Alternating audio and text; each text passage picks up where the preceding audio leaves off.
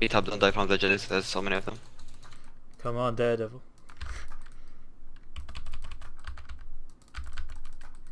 Hey, Yes! congrats! Congrats! Damn, 3 people, what the fuck? Yeah. Well done, guys. All three. Thank you very much. Thank you. You're welcome.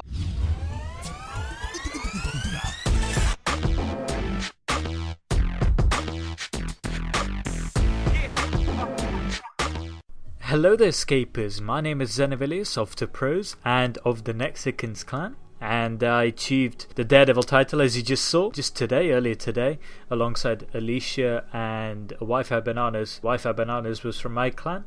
Nice name.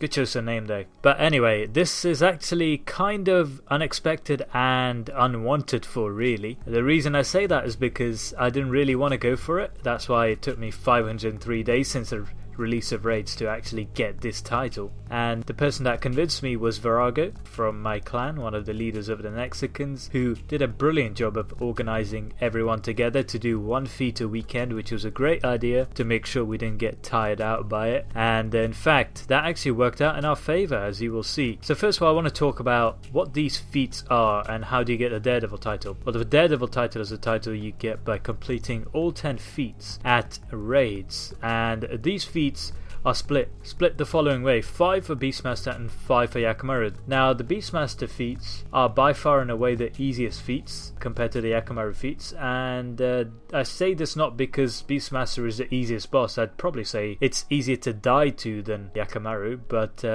I say this because you don't really need that much coordination. So I actually did the first 4 of these way before, while I was just doing my normal raid skills without actually putting too much effort into organising a team just for this. And these 4 are: 1 more couldn't hurt, which translates to defeating Durzag without killing Cormaz, which is the first pet that spawns, so that's fairly easy. The second one is Prison Break, so have at least one Gobi survive the fight with Durzag. That's kind of difficult, a bit more difficult. You gotta make sure the Gobi doesn't get wrecked by the airits and things. The third one is A Day at the Pound, where you defeat Durzag without opening any of the charger cages in the arena walls, which is also really easy because it just means you don't need people opening the cages. That's all it is. And the final one is Gone Maintenance Expert, which is, I guess, it requires a bit of work but doesn't really require luck at all. Defeat Durzag with all the gongs repaired but unused, and no one really uses gongs these days. They used to use it back in the day, 2015 maybe, but those 4 I got done ages ago. And the only Beastmaster feat I actually did was Animal Cruelty. I believe this didn't take very much time at all. We got it done in the first try, and this one was kind of difficult, I'd say, because you need to make sure the pets aren't dead. You need to make sure your prayers are on normal prayers so you don't kill the pets from reflect damage or weapon poison, and you need to make sure that pet tanks didn't use the reflect ability, anything basically that could reflect damage onto the pets unwantedly. So you got the pets down to like 10k or something, and you lured them under Beastmaster, or you made sure that all the bombs, whenever the bombs spawned, you walked under these pets so the bombs would explode on these pets, because only Durzag or the bombs can kill the pets for this feat to work. The pets being Tuz and Kra, not Cormez. So that was kind of the hardest feat at Beastmaster, I'd say. Hard is a very subjective word, but that was possibly the hardest feat, and also easier than most of the Yakamaru feats as well.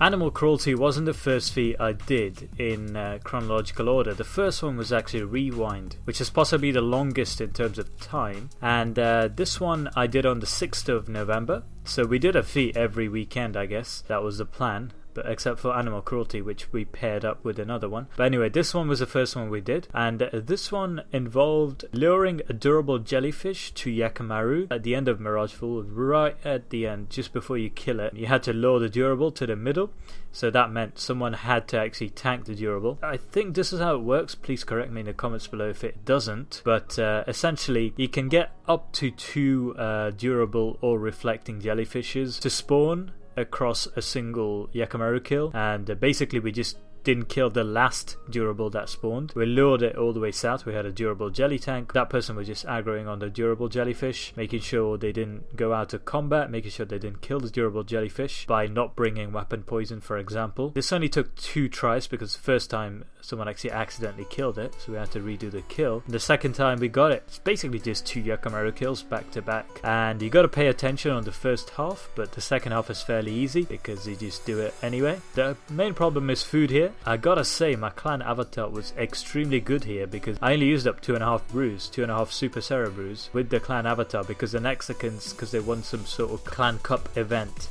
they get double clan avatar boosts for, well, until January, so it was absolutely OP. You could basically heal back all the normal damage you took, but if you messed up on Mirage or something, or the jellies were whacking you, then maybe you had to eat. But this one was fairly straightforward and a good start because we got it on our second try.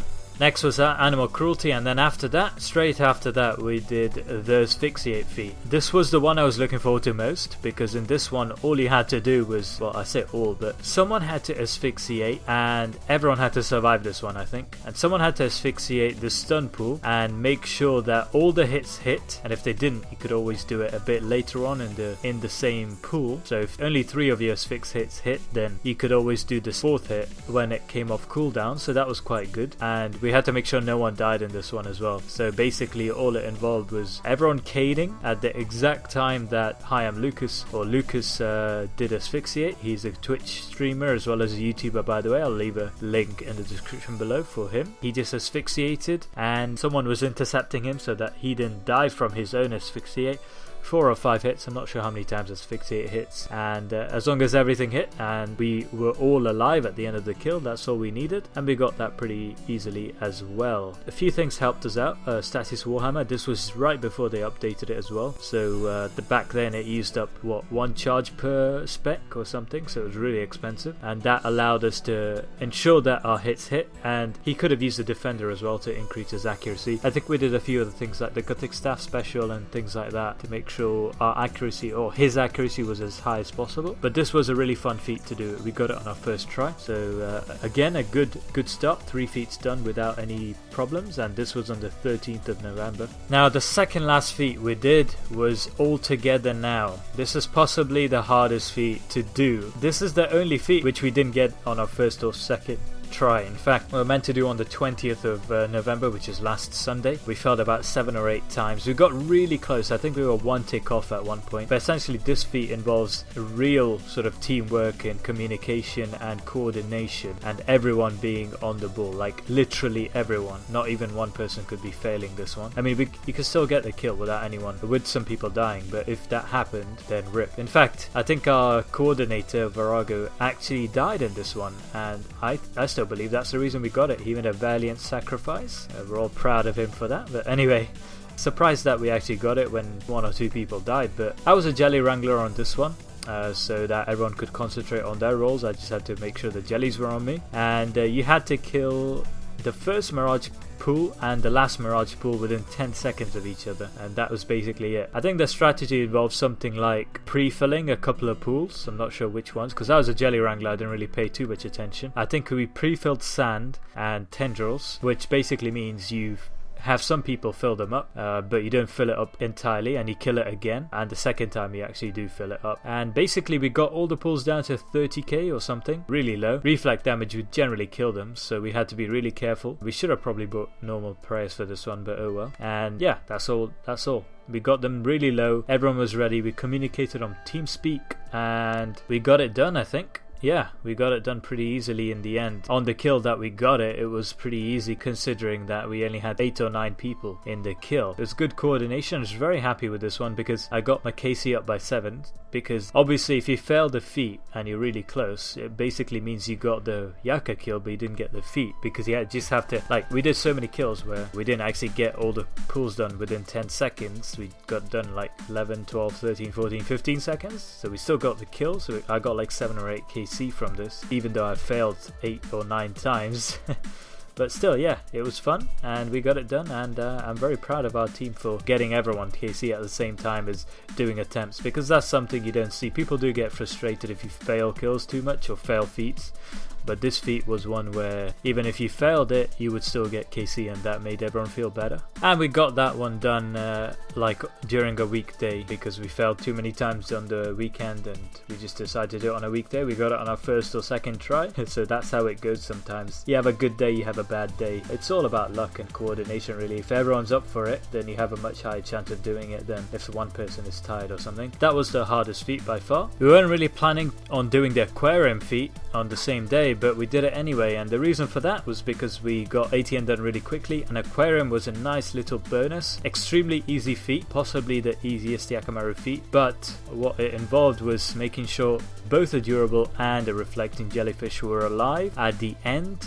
And the way you keep a reflecting jellyfish alive is by making sure one other fish, be it a melee fish, a piercing jellyfish or a magical one, was also alive alongside it. So we had a jelly tank the same way as we did the durable jellyfish rewind feat. We had one person tanking all 3 jellyfish in a corner, probably getting wrecked a bit too much, but they didn't have to tank it for too long because we just did it. The rest of us just did a normal kill, and these guys were there.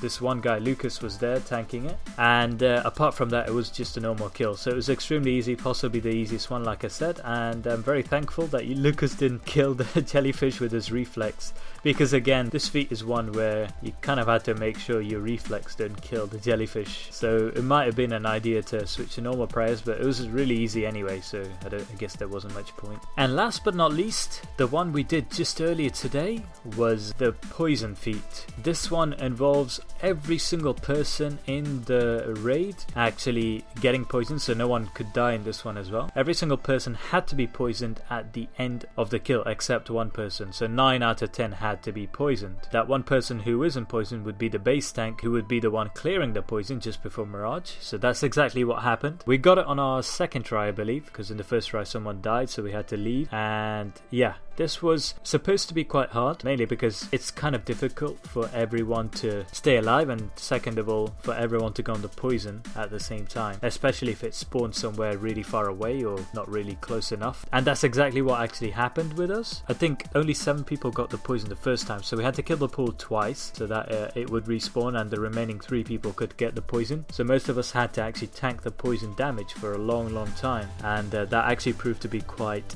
difficult in the end, alongside all the damage we were taking. A lot of us almost died several times as well because we weren't used to tanking the poison for so long, but all in all it was a fairly easy feat, even if it was a little bit annoying to have to tank all this. But it was just a normal kill. As long as everyone was poisoned except the base tank, then we were fine, and no one had to die as well, which I guess could have proved difficult, but it's not that difficult not to die, is it? I mean, except me, I die a lot, but I just made sure I didn't die. I mean, I was on full concentration. I did no DPS, I just made sure I didn't die, guys. But yeah, that was it. I got my Daredevil title. So 2015, I know, but I finally got it. I'm very happy about it because I didn't really want to go for it in the first place, like I mentioned. So thanks to Virago for organising it. Congrats to all the people that got it with me, which is Scald Hunt, Alicia, and Wi-Fi Bananas, I believe. And thanks to the Nexicans for organising it and for coming along as well, to all of them, and persevering, even though they probably got the Daredevil within a few weeks of its release back in 2015. And I think I'm going to stick with this title for a while now, because I think the next title I want to keep is the Salty title, which I ain't going to get for a while because I'm still hunting the Stormberry seed. And after that, possibly regain Final Boss and possibly get Warden, but that's a long way off, so I'm going to keep this title for at least a month or 2. So yeah, thanks for watching, guys. Hope you enjoyed this video and this mini guide, I guess, to all the feats and my experiences with them, and